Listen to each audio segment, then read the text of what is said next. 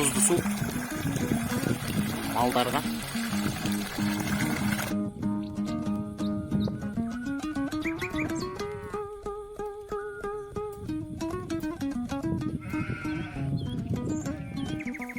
Ассалаумағалейкум, құрметті көрермендер. Бізде жаңбыр жауып жатыр. Майда сақпандар өздерінің қорасында шөп жеп жатыр. Үлкен қойларды шығарып жатырмыз. Ал үлкен қойларда жаңбыр жауса андай плаш бар, су өткізетін. Сонда киіп алып бағып жүреміз. Майда сақпандарды енді жаңбыр басылғанша осылай қорада шөп жейді.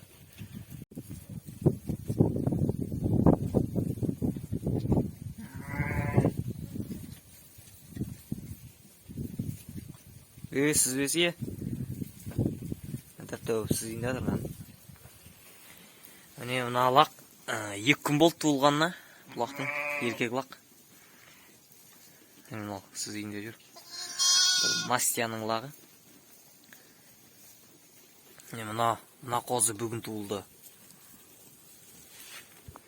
Не болды? Не болды?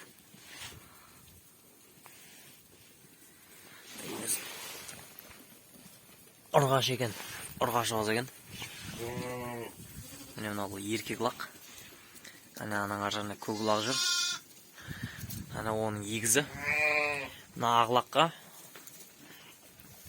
Бұл кеше туылған ағлақ.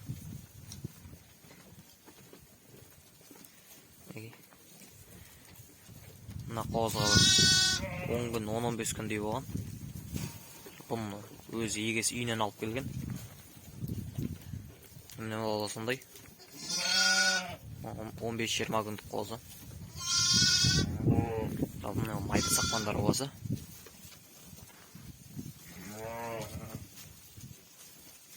Алар егіз болған соң кішкентай болып туылған.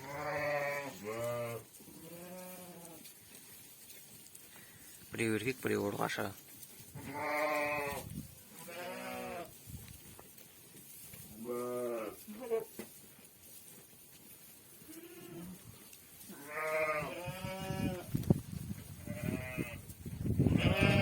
Мынау бағанегі ағлақтың, ана жүрген ағлақтың анасы. Қозылардың бәрі құтырып ойнап жүр.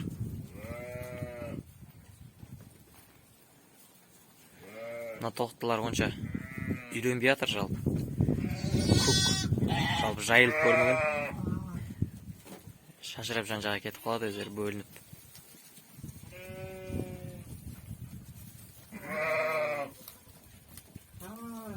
Қозылы ғой. Жалпы майда сақпандар осы жаңбыр жауса осылай шөп береміз.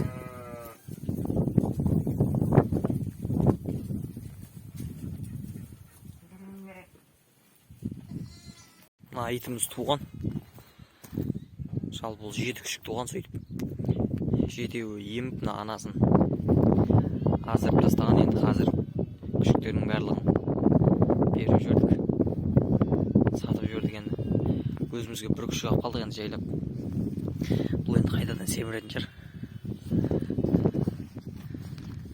Бұны баласы бір өзі еміп жүр, рахаттан. Бұның аты жоқ. Бұл кішкентай күшік кезінде қойға еріп келген құмнан. Сол кезде күчік деп атап кеткенбіз. Әлі күчік бұның аты. Күчік десең келеді. Қазір мен сіздерге бұның баласын көрсетейін. Міне оның баласы төбет. Енді осы жерге жатқыз қойған. Бұның есімі құтты аяқ. Құт аяқ деп алаймыз. Негізі құтты аяқ. Бұл әлі бір айға толған жоқ. Қазір алдыңғы екі аяқтарында сырттандары бар. Аяқтары жуан-жуан жақсы. Еркек күшік бұл туылғанда олай. Құйрығы кесіліп туылған. Құлақтарын енді кесеміз ба, көреміз. Құт аяқ. Так, мынау татыр. Татыр деген інім. Осы күшіктің егесі. Қара шықты аяқты.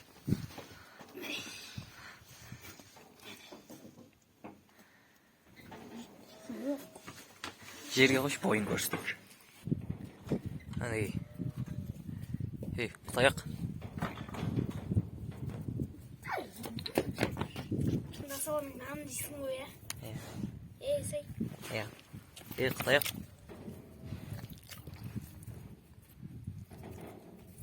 Тапшаның астына келіп оған.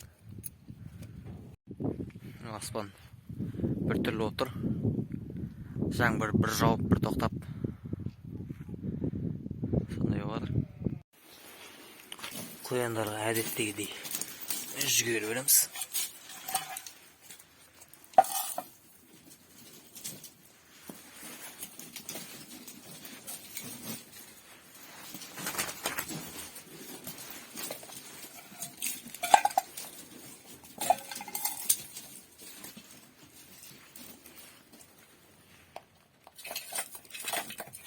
Ой, жемді шашып жейді.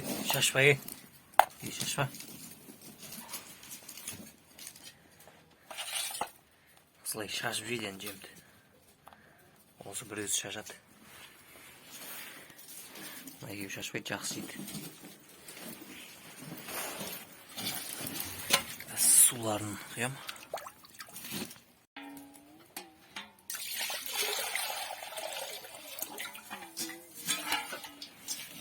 Енді шөп.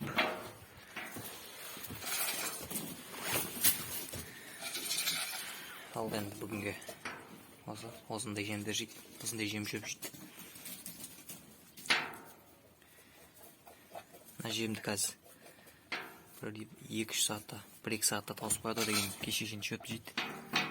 Осы қояндар. Күркелер жемдерін жевады. Осты жатып жем.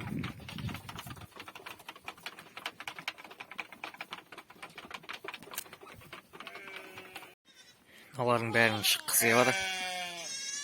Енді шығара берейін енді. Тағы қазір жаңбыр сәл тоқтап тұр. Енді жаңбыр жауса енді плащ бар. Соны қайтарып қарап жүрмін.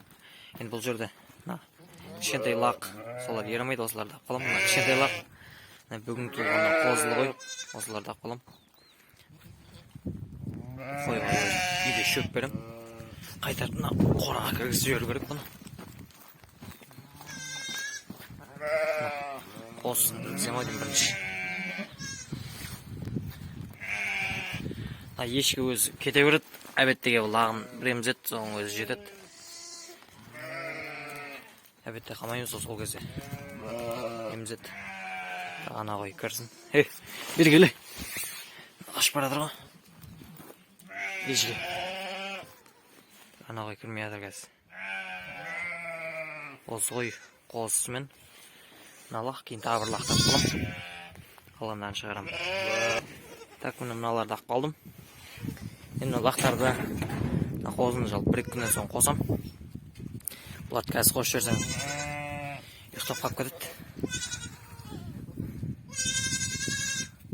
Мына қалғандарын шығарам.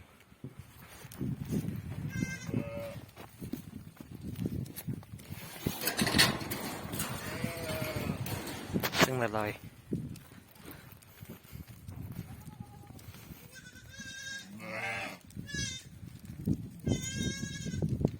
Мен лақты да басында алып қойғым. Қазір жалпы еріп жүр. Жақсы. Жақын жерде айналады. Ана үлкен қойға қосуға әлі ерді. Ояқта енді біраз жер жүреді ғой. Шаршап жатып қалады. Нағозыларда әлі ерді үлкен қойға қосуға. Сәл өскен соң қосам. Шығы. Басы жетпей адырынан шығуға. Яқтан есіктен шығуға басы жетпей адыр.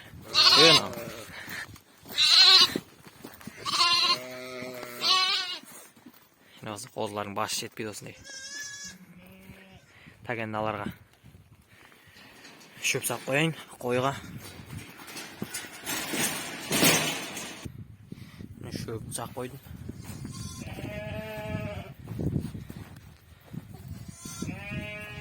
Лақтың ойнап атсың анасы.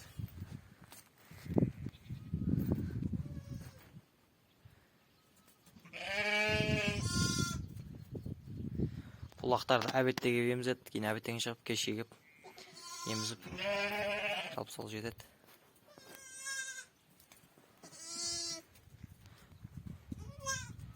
Өзіне қара. Бір күнде қосамыз өз. Анасымен бір ертіреміз. Майды сақпанға. Кір шөбің же.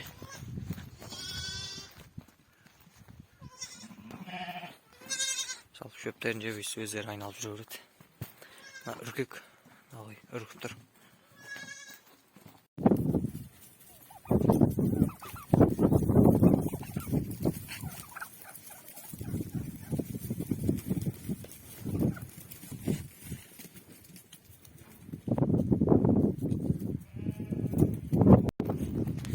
Қараңыздар.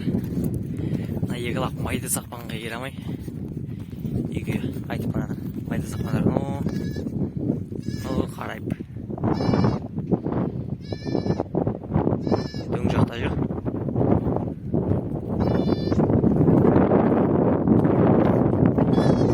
Екі керамай. Қайтып барады. Достарының арасына қайтып барады. Күркелер өздері жайлауға кетіп жатыр.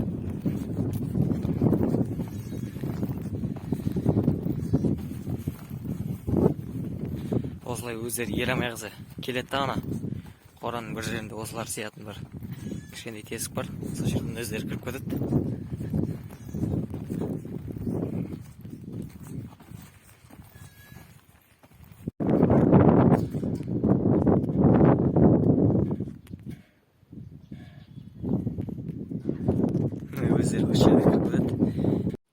Жалпы жаңбырдың пайдасы көп қой, мал асырайтын адамдарға. Андай жердегі көктер жақсы өседі. Жаңбыр жауып артынан күн ысыса, жақсы өседі шөптер, малдардың күйлері жақсы болады.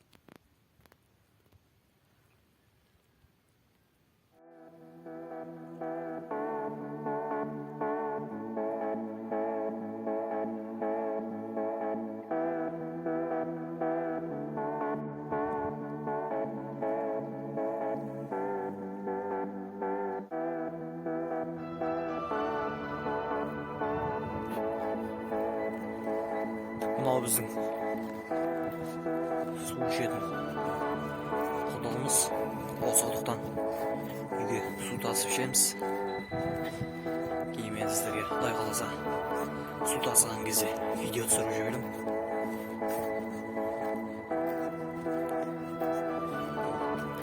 Өте таза, тәтті су. Жер астында суы.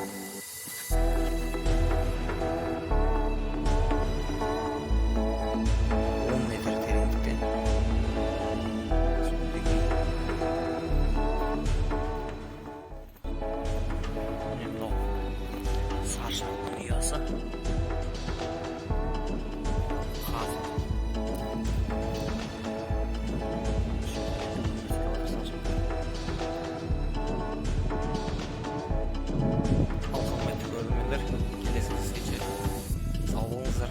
Арнаға жазылып, лайк басып, пікір қалдырып кетіңіздер.